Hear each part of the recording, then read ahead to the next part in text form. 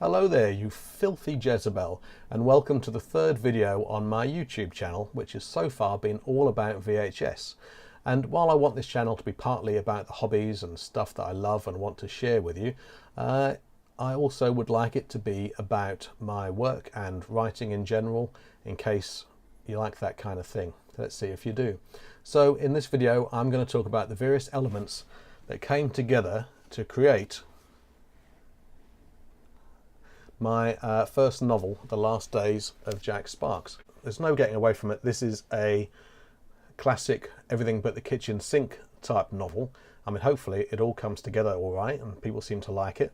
But there's a lot of stuff in there, so I thought this might be a good topic to unpick, as they say. So let's start unpicking right now.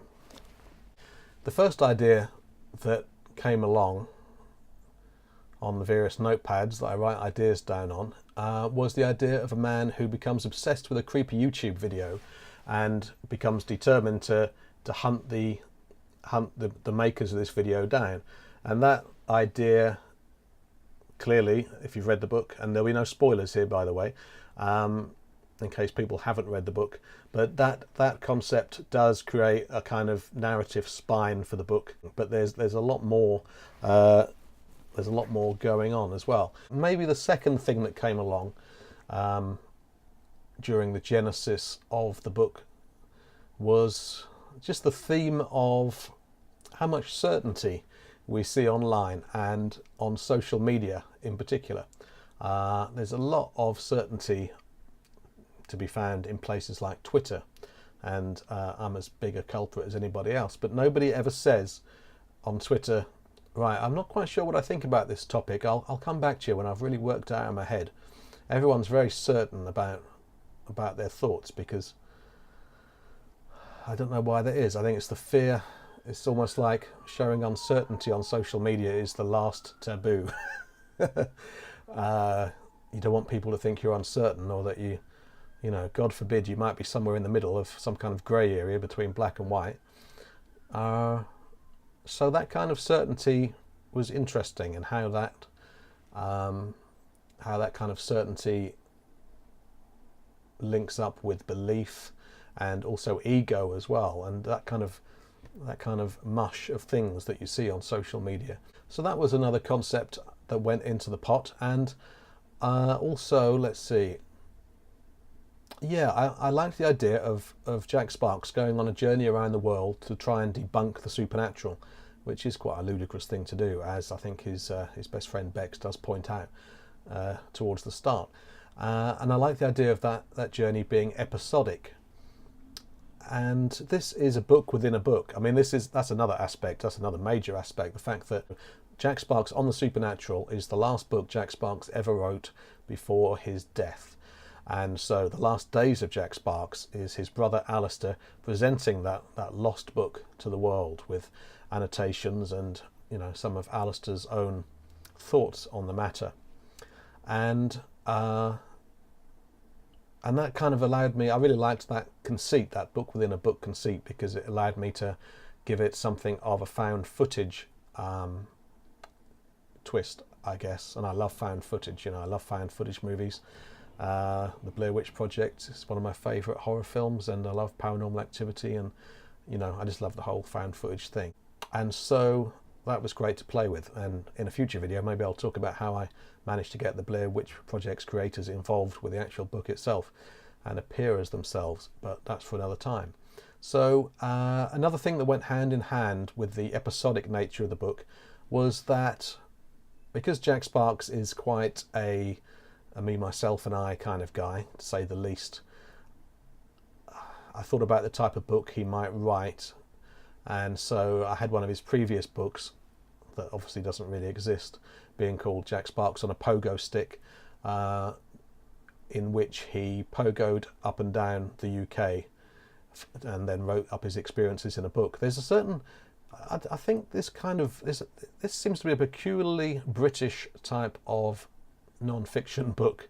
It's kind of, and I think it's kind of on the wane. It's been on the wane for the best part of this decade. But there was a time when there was a certain kind of laddish quest book that happened, And I've enjoyed them. Don't get me wrong. I've enjoyed these writers, but you know, writers like Danny Wallace and Dave Gorman would write books about certain quests they are on.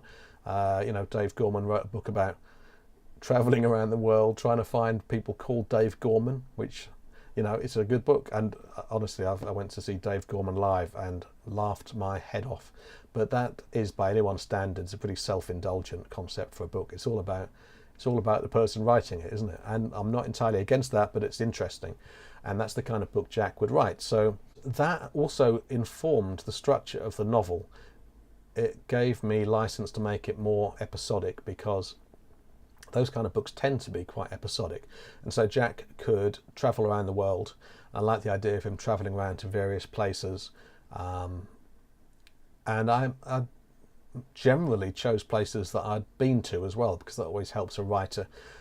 You've got some kind of sense of the place, and you don't just have to rely on Google Street View or something like that, although that's a really handy tool.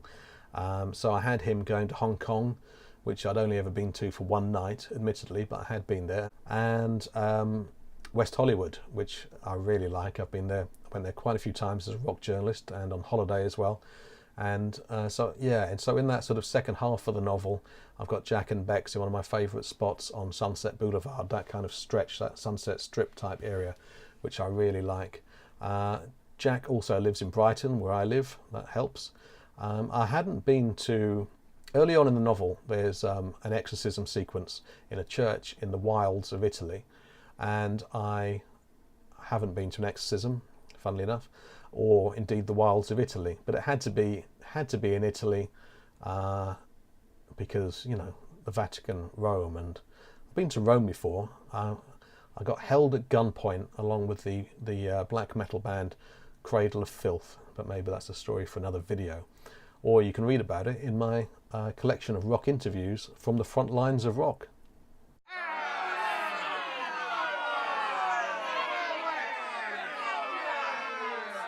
What on earth was I talking about there before I got sidetracked in plugging my other work?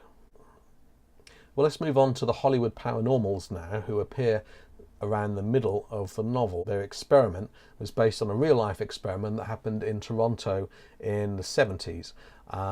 It's called the Philip experiment, and it's detailed in this book. This book is not written by me. I do sometimes hold up objects that I haven't written. Yeah, this book's really good if you can find it, and if it's still available somewhere on Kindle or something, I'll put a link down there. But yeah, these Toronto researchers sat down in a group and spent a long time dreaming up a fictional character, and they were basically trying to will a ghost into existence. And so they sat around every day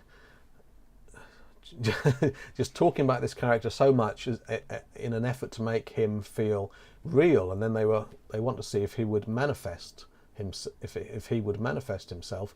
And eventually they were sitting there with their hands on the table, and the table started moving about, and so all this kind of weird Victorian parlour spookery started happening, and I suppose to this day it hasn't been debunked as far as I know, and it's all open to interpretation, whether it was just their collective kind of psyche or the fact they wanted it to be real made this Philip ghost seem to appear.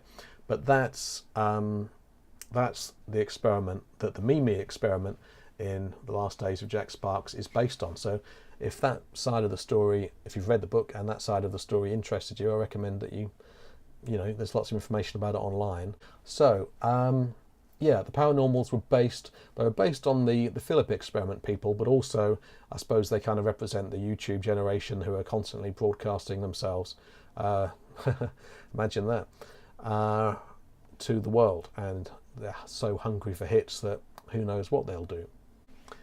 Quite a lot of research went into the novel in the early stages, and I spoke to quite a lot of people. I interviewed a few people actually. For instance, my friend Phil Barron, who's a scriptwriter, has worked on planes, and there's a scene on a plane quite early on in the book, and then Alistair Sparks interviews the air stewardess on the plane afterwards. And so yeah, Phil was able to give me some really interesting stuff. You don't want research to show it, to make its presence felt very much, but some nice details here and there really create a sense of authenticity, such as, yeah, Phil told me about if the air staff are having to deal with a drunk passenger and he's demanding another drink, then they'll just get a little bit of gin and rub it around the rim of his glass, fill it up with ice, a bit of water, and it tastes like gin and tonic. So yeah, little details like that were nice to be able to put in there. Another major research thing was interviewing my friend Kat Vincent, who is a retired combat magician. And I had a combat magician, of course, in the novel in the form of Sherilyn Chastain. Kat Vincent is neither French nor Australian nor a woman, but nevertheless he is a retired combat magician, and so I interviewed him at quite some length, and I got so much great stuff from him. I mean, so much of what he said pretty much just went straight into Sherilyn's mouth when Jack meets her in Hong Kong. And yeah, I mean, to be honest with you, I probably shouldn't say this, but I'm going to anyway. There's a couple of things that Sherilyn says to Jack that came from Kat that I don't understand what they mean at all. But they just but they just sound so good. I don't know. There's something about Greco-Roman encoding or something like that, and you know, it just sounded so good. I couldn't not put it in there.